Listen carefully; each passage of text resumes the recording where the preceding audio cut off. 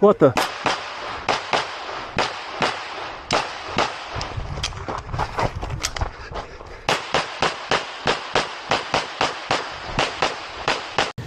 All right, welcome back. We are here for a quick competition review of the Staccato C4X, which I don't have here. I have a Staccato 3.6. This is mine. I own this. I bought this when it first came out because I was so excited for it to have a small carry Staccato.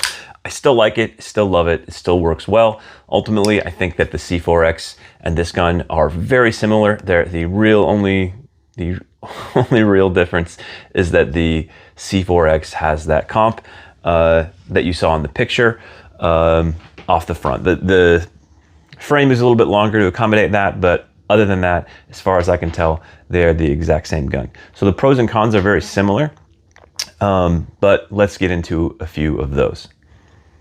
Pros, just like the C3.6, it is fully ambidextrous, which I like. Being a left-handed guy, I told myself I was not going to get into 1911s, 2011s until somebody made one that was fully ambidextrous. So that happened with the OA Defense 2311. I like those guns well enough, and they're good guns. But after shooting one of the Staccatos, I just like those better. And I just happened to be a guy that had a ton of Glock pattern magazines. So it just made more sense for me to go that way, and I am loving that so far. So far, I have 3 of them: the 3.6, the 4, and the 4.5. And I sent the 4.5 out for the DSC XC style comped barrel. So it's not 2 guns, but it has two functions. Liking that as well. Eventually, I'll probably do a review on that, but haven't yet. But anyway, they're all fully ambidextrous, and the functions work. Once they get worked in, they're easy to take apart, easy to maintain so far. I haven't jumped into taking them fully apart yet, but I'm about to, and I'll get into that in a minute. Next, metal magazines. So for years, I've been saying that Glock should do that. I don't know why I do know why. They put the plastic around the metal, because that way you can drop it from great height. That's literally what they say on their website. Okay, you can drop metal from great height too, but okay. So I like that about it. It's the same as the other one, so nothing revolutionary there. A little bit something different. It works well, this gun, well, yeah, the 3.6, but the C4X as well, they work well as carry guns, but you can also use them in competition. 3.6 a little bit less, but the C4X for PCSL's new defensive practical division, they have an interesting way of delineating the division. So it's all one division, but if you have a comped gun, you only get 29 ounces. The gun has to weigh 29 ounces or less.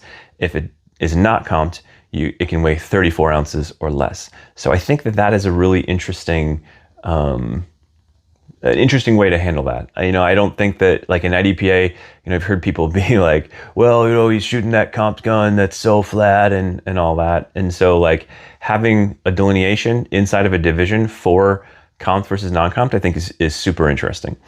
And this gun, I can't say this for certain, and maybe if there's PCSL people watching that develop this, they can tell me if this is true or not, but like those practical divisions seem a little bit oriented towards the plastic frame guns. Like as far as I have looked, which isn't terribly extensive, it'd be pretty hard to get a 2011 to fit in with the 29 ounce rule, but the C4X can do it, which is where this came from. Don and I were talking about it.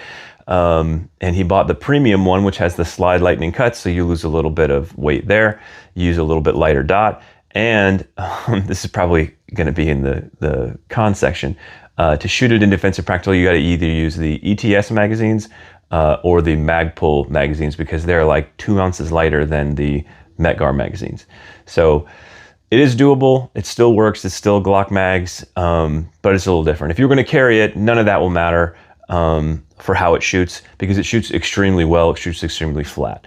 When I was shooting it in competition, there were several times where, you know, I'd rip two at a close target at the range that we were at. Like, they kind of have to go close. There's a municipality that's kind of all over them about, you know, the perception of anything that's unsafe, even though what we're doing isn't unsafe. So as a result, the targets are usually a little bit closer and the stages are fast, like you saw. But there was a couple of times where, like, usually if I'm ripping that fast, like, there'll be at least a little bit of separation in the impacts. But on that one, there were several times. The first time it happened, we were like, "Oh, is it a double? We're gonna give him a mic." And I was like, "That's two, but okay, do what you got to do." But they were able to look and see. But after that, I don't know if you can hear on the video, but on one of them, I'm like, "That's a double." I'm just so close. I was watching it hammer through two in the same place. So that thing really returns well. With the HDP4, the 4.5. I have the DSC comp barrel, like I said, and I tend to, maybe it's because I don't shoot big guns very often, but I tend to, like, you know, the first round is right where I'm aiming, and the next one I push it down a little bit low. And that's probably me putting too much input into the gun, or maybe I'm just not used to shooting comp guns. I don't know. But anyway, I was impressed with the C4X and the way that it tracks and shoots just real flat. So cons. It is $1,100 more expensive than the C3.6. And I don't really, I don't know. I don't know a ton about guns, and I don't know a ton about machining, but $1,100, the only difference that I can tell is that the barrel of the C4X it's one piece. So maybe that's super hard to machine. You know, like, the comp doesn't come off. It's part of the barrel. So like I said, maybe that's really hard to do. I don't know. But $1,100 seems like a lot for what is essentially the same gun with a comp. So I don't know. If that's worth it to you, then it doesn't really matter. If you're looking for the flattest shooting gun, or if you're looking for a gun that works in defensive practical and is a 2011, that's probably not going to matter to you. Well, unless you don't have any money. But for most of us, we spend way more money on this than we should anyway. So, like, if it, you know, that's going to be up to you.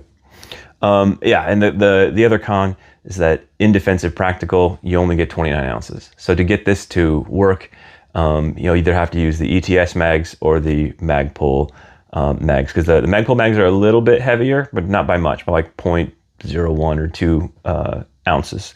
So that's what you have to do to make it work in that. Those are really the only cons. Like, I can't come up with anything else. The price tag total for the C3.6 was like $2,800 or $27.99 for the comparative model to the premium package, the C4X, which is $39.99, so $4,000 versus $2,800. Like, that's a significant difference, if you ask me.